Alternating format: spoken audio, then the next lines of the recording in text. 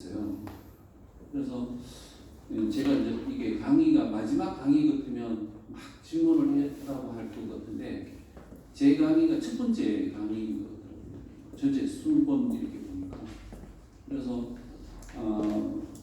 다른 분들이 이렇게 집어내지 못하는 부분들, 실제 필드에서 그 발달장애 청년을 만나는데 애로사항들이 제법 많이 있거든요. 사실은 지금 제가 이야기를 해도 여러분이 막상 들어가서 이거 이런 경우가 있지? 라는 생각이 들 때가 굉장히 많으실 겁니다. 그래서 사실은 지금 교육하고 한 1년 정도 후에 이렇게 다시 만나면 제가 마이크 잡는 것보다 여러분이 마이크 잡고 이런 거 궁금해요. 이런 거 궁금해요. 이건 왜 이렇게 돼야 되죠? 이럴 때는 저는 어떻게 해야 돼요? 이런 질문들이 사실은 더 필요한 것 같은데 어쨌거나 좀 막연하게 이런 부분들에 대해서 정확한 이렇게 목표를 설정을 해야 되겠구나 한 점에서 오늘은 우리가 지금 하고 있는 작업이 얼마나 대단한 일인지, 그리고 이게 되게 굉장히 많은 노하우가 집착이 된 작업이 아니고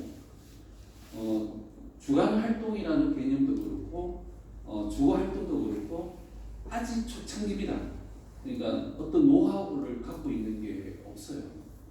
그래서 그런 관점에서 우리가 어떤 마음으로 이걸 접근해야 되는지를 오늘 조금 많이 이야기를 해드리는 게 좋겠다 싶어서 제가 그 외국의 사례도 많이 이야기하고 최종적으로 우리가 어떤 포커스로 발달장애 청년들을 만나야 될 것인가에 대한 이야기를 3시간 같으면 굉장히 긴 시간이거든요. 그래서 같이 충분하게 논의가 될 수는 있을 것 같습니다. 그래서 제가 많은 것을 이렇게 풀어내는 것보다는 좀 핵심적인 것만 좀 전달하고 여러분들 이야기를 가급적 들으면서 좀 풀어냈으면 좋겠다는 생각을 합니다. 그래서 괜찮습니다. 언제든지 손을 들고 질문하시는 걸 저는 굉장히 반기는 스타일입니다. 되게 힘든 강의가 3시간 강의 중에 힘든 거는 여러분이 이것만 하시면 되게 힘들어요. 굉장히 고통스러워요. 왜냐하면 이게 진짜 이게 아니잖아요. 빨리 시간이 지나가라. 그래서 그러면 저도 굉장히 먼 시간을 이렇게 달려왔거든요. 그래서 이제 그 피해가 온전히 미안하지만 저에게 오는 게 아니라 그 피해가 온전히 여러분에게 가요. 왜냐하면 여러분 필드에서 만나야 주셔야 되잖아요. 힘들어요, 여러분이. 여러분이 힘들면 어떻게 돼요? 당사자도 힘들어요. 왜 이러잖아요. 내 여친이 있는데 여친이 힘들면 저도 힘들잖아요. 또 내가 힘들면 여친도 힘든 거예요. 집에도 그렇잖아요. 제가 힘들면 아내가 힘들고, 제가 힘들면 결혼 안 하실 분은 부모가 힘드실 거죠. 그래서 여러분이 힘들지 않아야 된다는 생각을 하거든요. 그래서 저를 인해서 여러분이 조금 더 편하게 체중증 발달장애인 융합 돌봄 사업 제공 인력 양성 교육 길다. 그래서 저거 이야기를 여기서 좀 했으면 싶어요. 그래서 요거 하기 전에 저거부터 할까요? 이게 수나?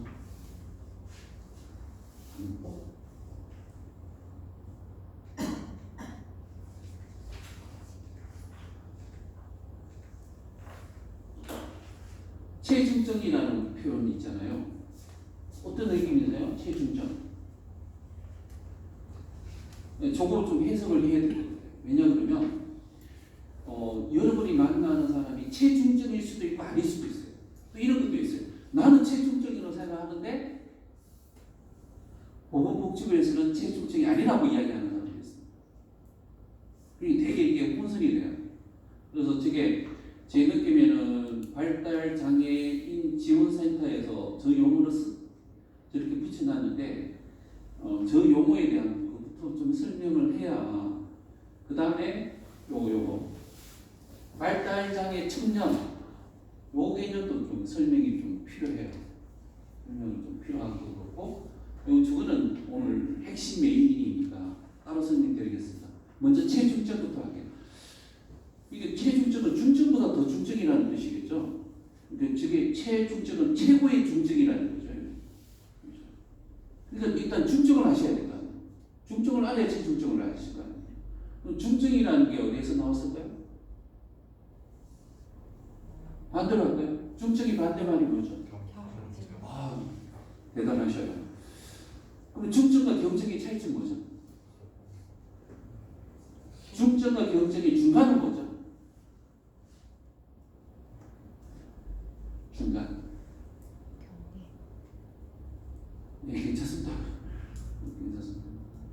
그럼 아니 저 체중증을 해석을 잘못하면 이렇게 될 수 있습니다. 그러니까 위의 문제는 이게 지원을 하려고 들어가거든요. 지원을 하려고 들어가지 않습니까, 여러분? 그러니까 주거 사업에 들어가면 주거 지원이 될 거고 주간 활동은 주간 활동 지원이 되잖아요. 근데 그 지원의 내용이 달라집니다. 그러니까 정확히 말하면 이런 해석을 잘못하면 지원의 내용이 달라져야 됩니다. 그러니까 되게 중요한 거죠. 저걸 어떻게 해석하느냐. 그러니까 저게 예를 들면 이렇게 체중증 발달 장애인을 모집한다고 했을 때 이제 부모 입장에서는 우리 아이가 체중증이야. 그런 거 있을 수 있죠. 근데 보건복지부에서는 그런 애는 체중증 아니야 라고 말할 수 있다. 그러니까 대체에 중증이라는 용어 자체는 저게 특수교육에서 나오는 용어입니다. 저게 분류할 때. 근데 우리나라 특수교육은 어디에서 근거를 두느냐면 자체적으로 파트가 있지만 최소한 발달 장애인에 들어가는 중증이라는 표현은 보건복지부에서 분류하는 파트를 그대로 갖고 온 케이스가 많습니다. 그리고 이런 거죠. 1급 발달 장애인은 중증이죠. 2급은 중도 정도 되겠죠. 가운데 중자에서. 3급은 경증이라고 우리 통상 그렇게 알고 계시잖아요. 그러면 그 안에 들어가면 내용에 들어가면 어떻게 돼요? 통상적으로 이 두 가지의 문제가 있습니다. 첫째는 진흥, 또 하나는 사회에 적응하는 문제. 이 사회성 기술 두 개가 문제됩니다. 그런데 사회성 검사도 하기는 하죠. 하는데 주로 지적 능력을 많이 봅니다. 이제. 지적 능력에서 경증은 어떻게 돼요?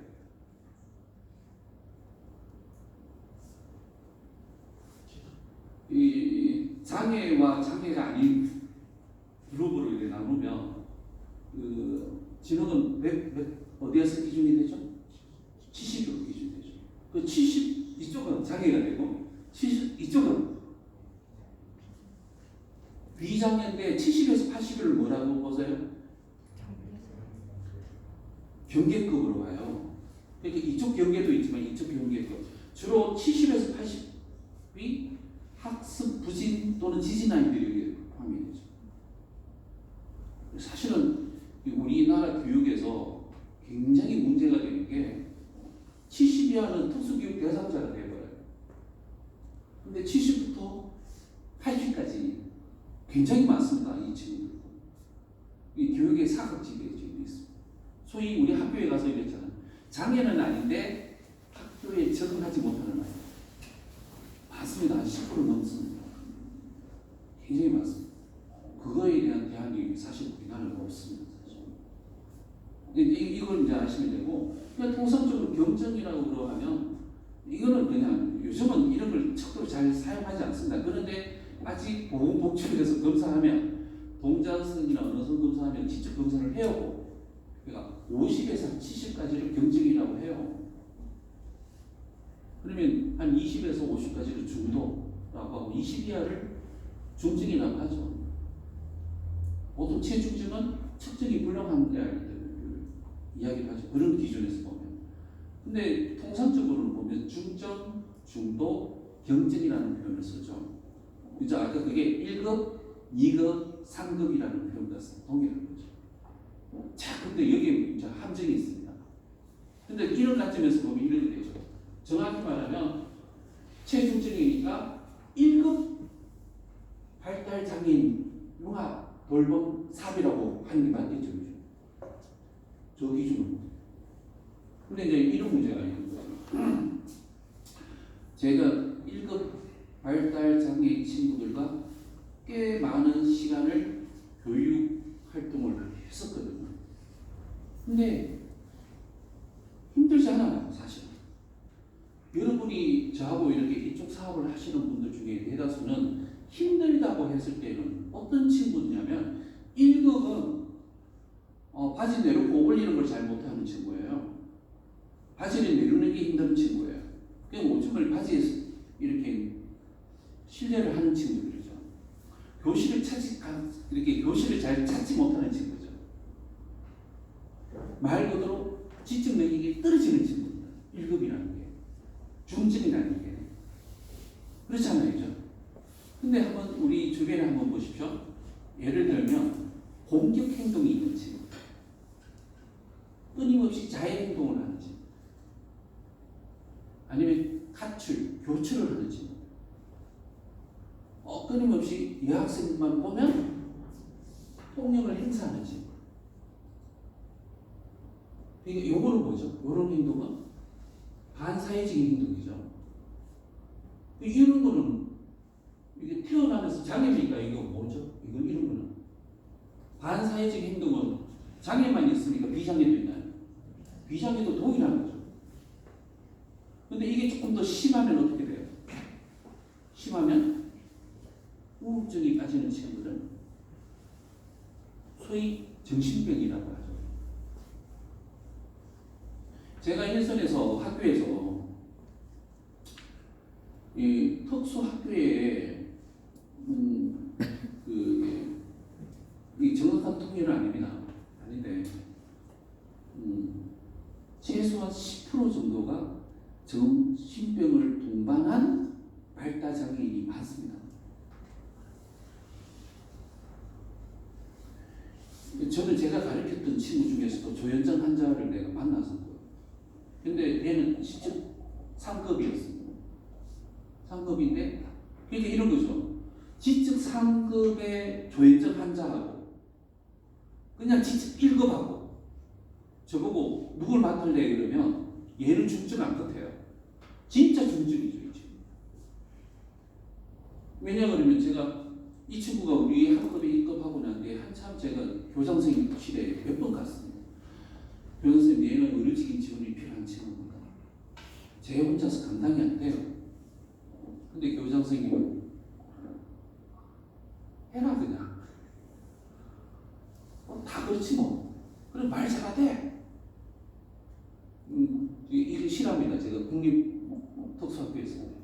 근데 그 친구가 어머니가 이렇게 저녁 식사 준비할 때 3층 빌라에서 살았거든요. 3층 창문이 열려 있는데 하늘 나르는 새가 되고 싶어. 그냥 뛰어내렸어. 이게 이 고관절이 완전히 이게 이 무릎이 뒤로 가 있는 우리 교장 선생님이 저는 같이 그거 갔거든요. 제가 뭐 필요한지 아십니까? 학교에서도 있는 일이면 나는 어떻게 돼요? 내가 교사거든요. 그 딸이. 내가 그렇게 얘 재혈병원에 가서 이걸 하긴 해야 된다. 조현증이 보인다. 계속 망상을 하고 있다. 계속. 그 교장선생님 심각하게 받아들이잖아요. 근데 이게 뛰어내리고 나니 한 보자. 큰일 날 뻔했다. 아니 사실은 뭐 저도 책임지지만 사실은 최종 책임자는 관리자잖아요. 그러니까 아까 그랬지만 저게 체중증이라는 게 이제 저는 그냥 지적 수준이 떨어지는 아이를 이야기하는 건지 안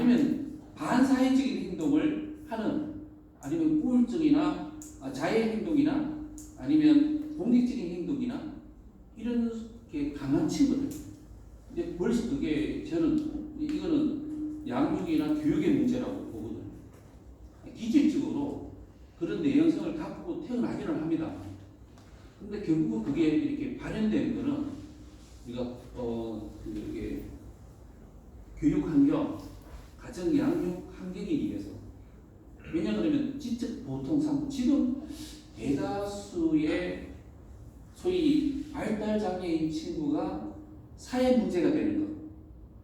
지난번 울산에 어린 아이를 2층에서 집어 던지는 사건도 있고, 최근의 사건들 보면 거의 다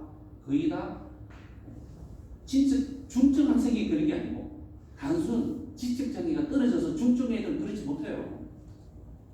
깨끗해야 이 정도라 하지. 이것도 세게 못 때려요. 아파서.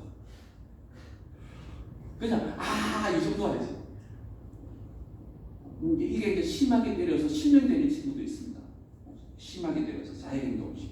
제가 그런 친구도 누나를 개눈으로 이식했는 친구도 만나고 해봤는데, 그래서 여러분이 만나는 친구들이, 근데 이게 왜 제 이야기를 하냐면, 여기 표현대로 그냥 중증 장애인 같으면 유럽 돌봄 사업이 생각보다 어렵지 않아요.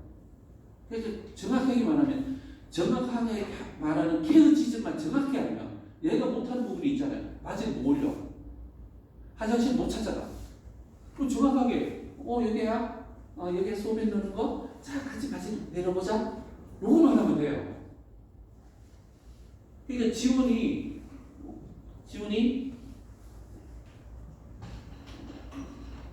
우리가 그 교육적 용어로 중증 장애인, 최중증 장애인을 전반적 지원이 필요한 아이라고 하거든요. 그 전반적 지원이 뭐죠? 24시간 케어를 하는 거잖아요. 케어를 하는 거잖아요. 그런데 이 중증은 그래요. 전반적 지원만 하면 돼요. 그러니까 내가 조금 더 붙어서 그런데 밥을 잘 못 먹어. 또 이런 친구들이 있죠. 밥만 다 먹고 나머지 반찬을 먹는 친구도 있어요. 그러니까 밥 한 숟가락 하면 반찬 하나 탁 올려주면 되는 점. 이렇게 지원해주면 돼요. 그런데 아까 했지만 반사회적인 행동을 하는 친구. 근데 여러분들은 부모들은 여러분이 돌봄 사업을 한다고 하면 여러분들이 아까 했지만 단순 지적 장애만 갖고 있는 중증을 만나는 케이스보다 반사회적 행동을 하는 직접 2급, 3급을 만나는 확률이 훨씬 더 높다는 거죠. 왜? 그게 부모 입장에서는 훨씬 중증이잖아요. 예를 들면 부모를 매일 강력한 폭행을 하는 청년이 있다는 거예요. 모든 물건을 집어 던지는 엄마가 자정에 청년이 있다는 거예요. 이게 돌보는 게 훨씬 부모 입장에서는 최중증이죠. 그냥 단순 지적 장애만 있으면 그냥 우리 치매 할머니나 아니면 어린아이 돌보듯이 돌보만 하면 돼요. 쉬워요. 근데 그것도 이제 나중에 제가 말씀을 드리겠습니다. 그러니까 이러면 어떻게 돼요? 두 그루가 지원 내용이 달라져요. 지원 내용이. 그러니까 전반적 지원이 필요한 친구들은 이거는 이제 단순 지적 장애만 갖고 있는 친구들이죠. 지원 내용을 아이의 생활 기술에 대한 지원 내용을 해주면 돼요. 잘 못하니까. 근데 그것도 사실은 어떻게 발견해야 되는 것들이 많습니다만.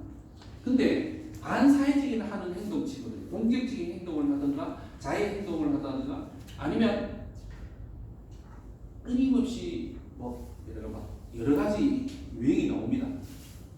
특히 이제 약한 애만 보면 괴롭히는 친구들. 약간의 우리 굉장히 그걸 품행장애를 하는데 그런 게 섞여 있는 친구들을 만나면 지원 내용이 전반적 지원을 하는 친구들의 제공 인력 여러분의 지원이 내용이 달라져야 돼요. 그 다음 또 하나 여러분 갖고 지원이 안 돼요. 여러분은 인지직 지원을 할 수 있겠지만 이게 치료직인 지원 같이 들어가야 돼요. 이게 쉽지 않습니다. 그러면 이게 그 강도가 또 아이마다 굉장히 차이 나요. 그러니까 이게 어떤 친구는 어르직인 지원을 더 많이 해야 하는 친구가 있고, 어떤 친구는 인지직 능력을 조금 더 넓히고 어르직 지원을 적게 해야 되는데, 어떤 경우는 여러분이 개인적으로 제가 말씀드리면 여러분 선에서 감당이 안 되는 친구도 있다고요. 근데 그걸 와서 굉장히 힘들어해요. 근데 그걸 외국 같은 경우는 정확하게 이렇게 집어내요. 요런 있으니까 어르직인 치료도 하고, 그게 또 필요한 인지직 지원 서비스를 어떻게 제공할 것인가 내용이 분분해야 되는데, 그 내용을 누군가 그 아이를, 그 청년을 관찰하고 여러분 이렇게 지원하세요라고 주지 않잖아요. 그러니까 여러분이 그 대상자를 만나서 얘는 이런 병리적으로 이러니 또 이렇게 하니, 여러분은 지금 지원 인력할 때 이런 부분을 이렇게 지원하세요라고 코드를 줘야 되는데, 이 전체 이걸 할 수 있는, 이걸 우리 흔히 말하는 코디네이터라고 하거든요. 그 아이가 필요한 지원 내용을 정확하게 분석하는 거. 여기 맞아요. 여기. 저렇게 세분이 쓰고 있어요. 저를 방치하는. 그러니까 무슨 말인지 아시겠죠? 그러니까 여러분이 지금 어느 기관에 들어가도 그냥 장애 청년이 오서 오늘부터 지원해. 그럼 여러분 어떤 능력을 가지셔야 돼요?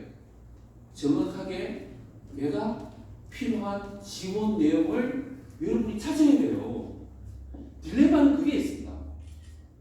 그거 쉽지 않습니다. 제가 특수교사들조차도 그걸 잘 못 찾아요.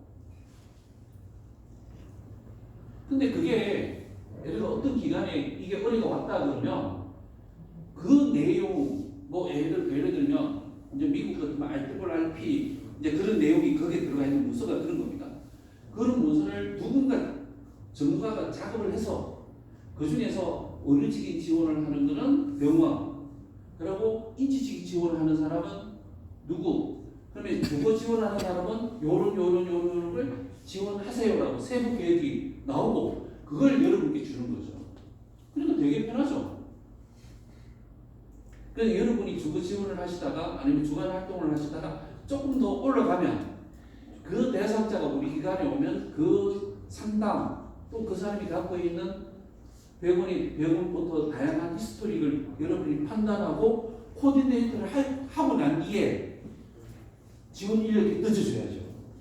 그 역할은 누가 하냐는 거지. 그 역할은 지금 우리나라에서는 구분되어 있지 않거든요. 이게 보통 뭐 복지관에서 그 역할 하는 분 계시나요? 뭐 이러니까 가정이 직책이 저는 어떻게 될지 모르는데 뭐 팀장이라 합니까? 그런 역할 안 하시잖아요. 그냥 애 오면 아니 야 직접 상급하더라 이런 거 뭐지 뭐 계속 야 조심해 중국집이 중국 맞으면 넘어져 이 정도 얘는 뭐 잘 던져 이 정도만 펀치받지 그거 제가 정확하게 얘가 왜 이런 원인이 일어나고 어떨 때 일어나고 정확하게 분석해서 주는 자료 내가 그게 그런 사람이 없다는 거죠.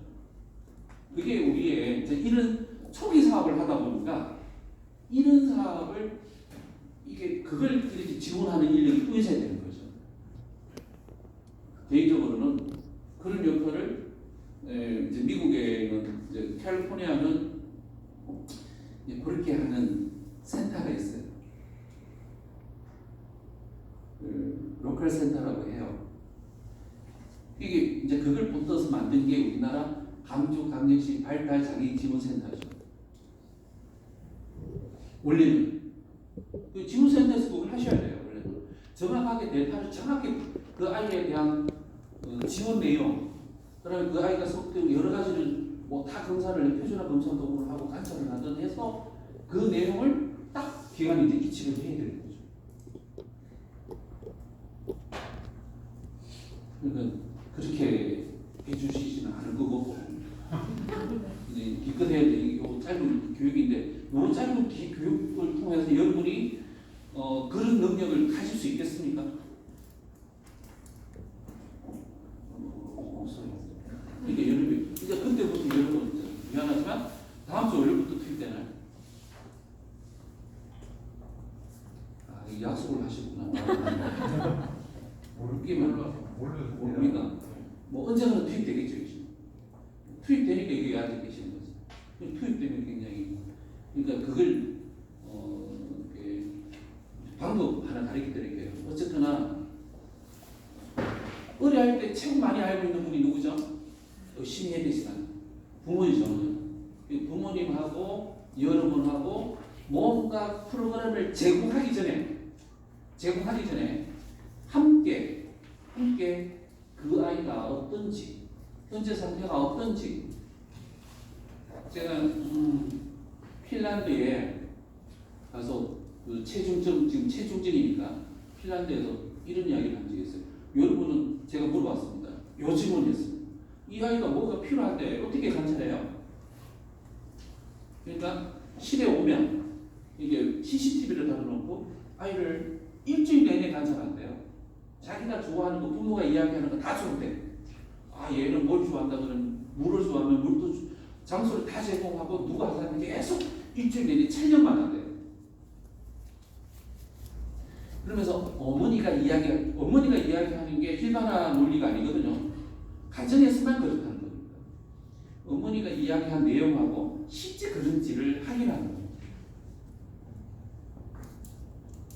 하셔야 됩니다. 프로그램 제공한다는 거는 이러잖아요. 프로그램을 제공한다는 거는 타겟이 벌써 결정이 나는 거잖아요. 뭘까? 근데 결정은 난 게 없는데 어떻게 제공해? 제가 학교에서 그런 이야기를 합니다. 통상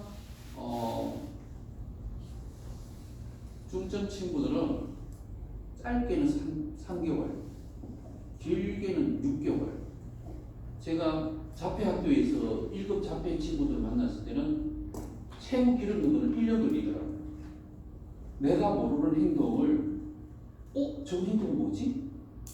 1년 후에 내가 그 행동에 소위 인간관계가 발견이 돼요. 1년 걸리더라고요. 쉽지 않은 작업이에요, 이게. 이 작업. 이 관찰도 잘 하셔야 돼요. 제가 마지막에 제가 관찰하는 거 나중에 이야기를 해드리겠습니다. 그래서 필요하시면 그럼 두 번째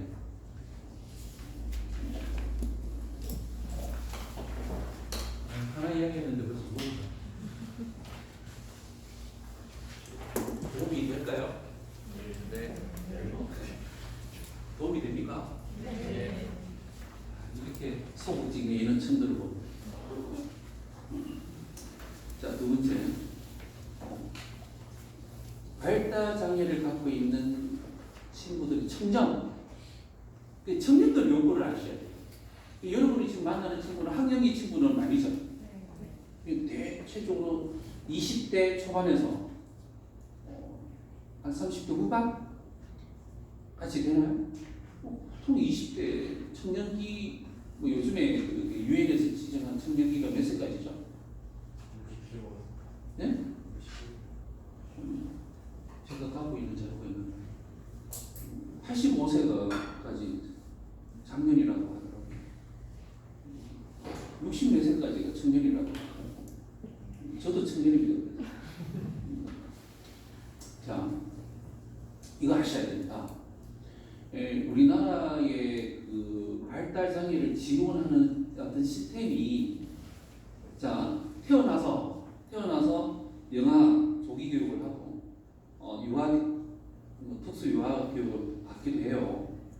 그리고 초중고 하잖아요. 12년.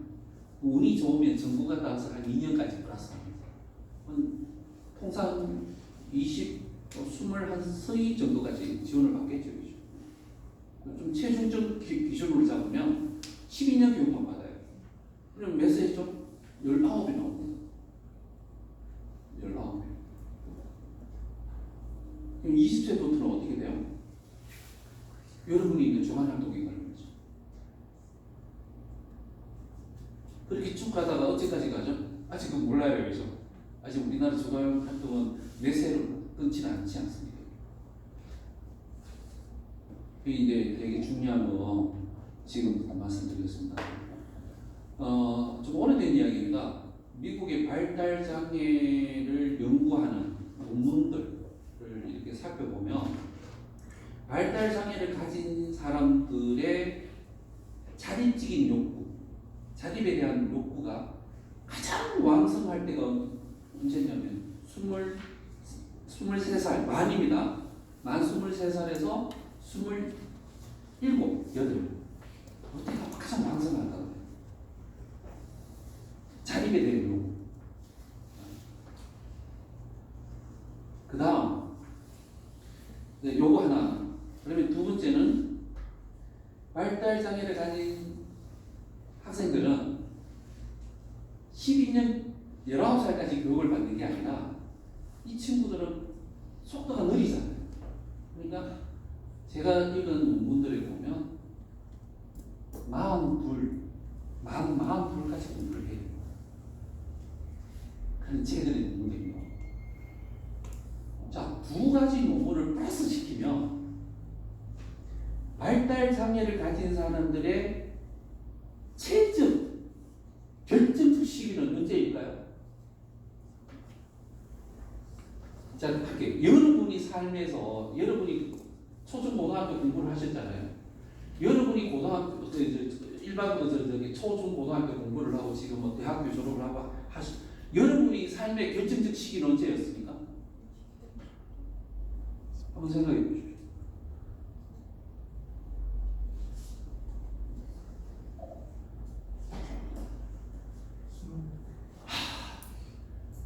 사실은 이거죠. 요즘은 이게 다시 인문계 고등학교가 지금 문과가 통합하거든요. 통합하는데 고등학교 1학년 때 2학년 올라갈 때 아닌가요? 이과로 갈 거냐, 문과로 갈 거냐. 직업이 바뀌잖아요.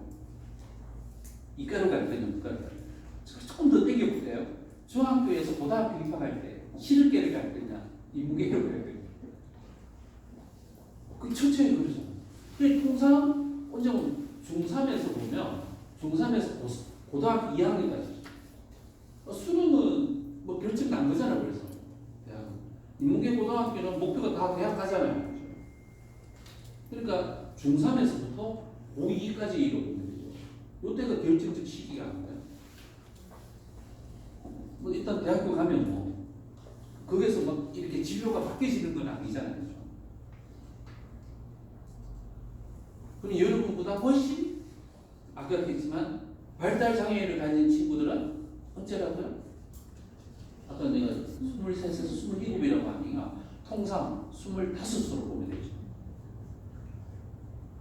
근데 그런 관점에서 보면 지금 초, 중, 고등학교를 공부하고 있는 특수학급보다 여러분이 가르치고 있는 주간 활동 또 주거 활동이 훨씬 더 메인이잖아요.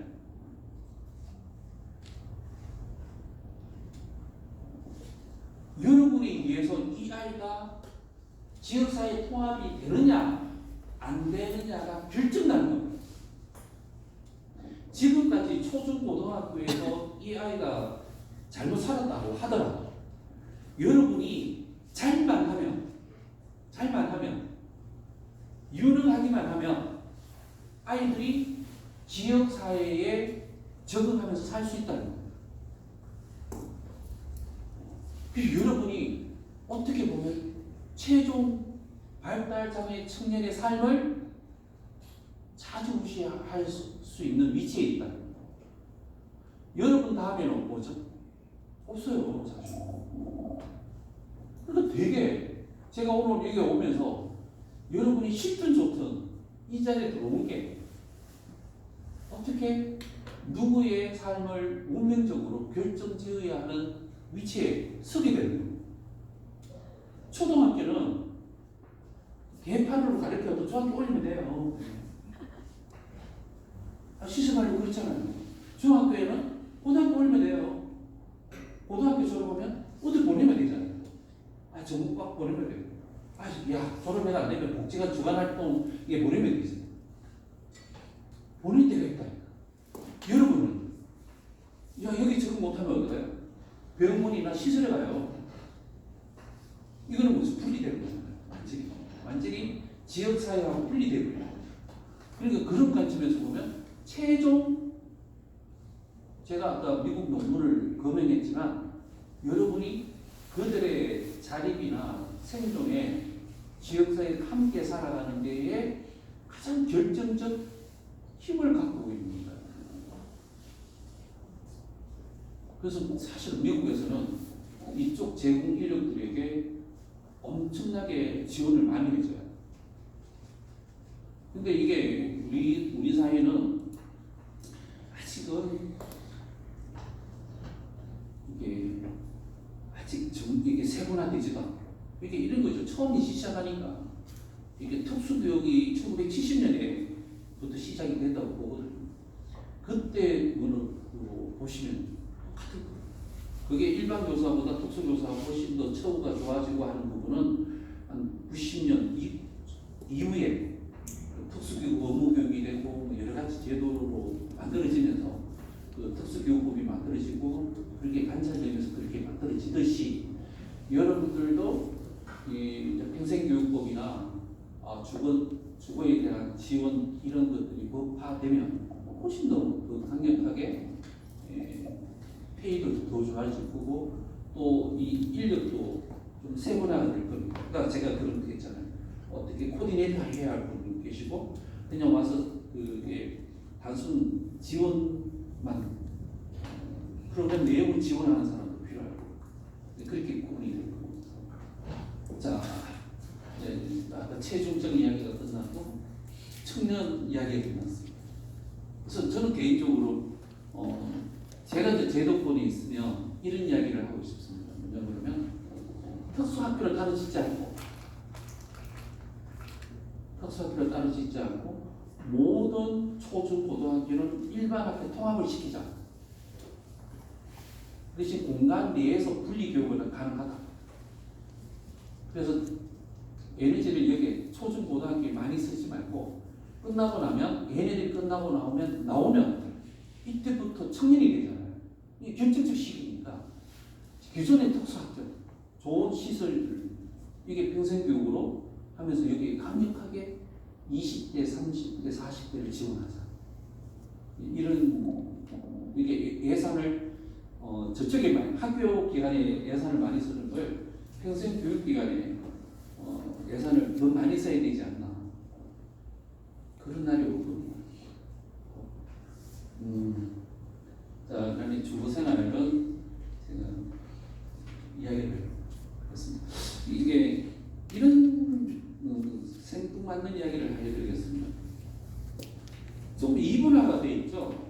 뭐냐 그러면 발달장애인 청년이라고 하면 이분화가 되어 있습니다. 첫째는 뭐죠? 주간생활, 주간활동이 있고 그 다음에 주거지원이 있죠. 이거 왜 이렇게 분리되어 있죠? 이제 이게 지금부터 제 강의의 핵심입니다. 주간활동 하시는 분들은 주거지원에 대해서 아셔야 돼요. 왜냐 그러면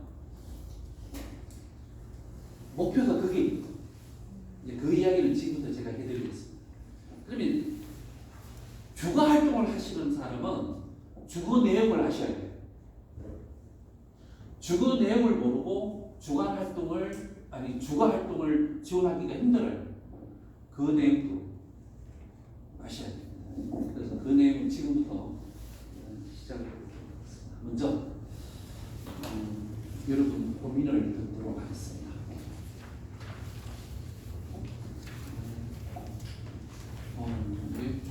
칠판이 없으니까 선생님 메모지하고 볼펜이 있나요?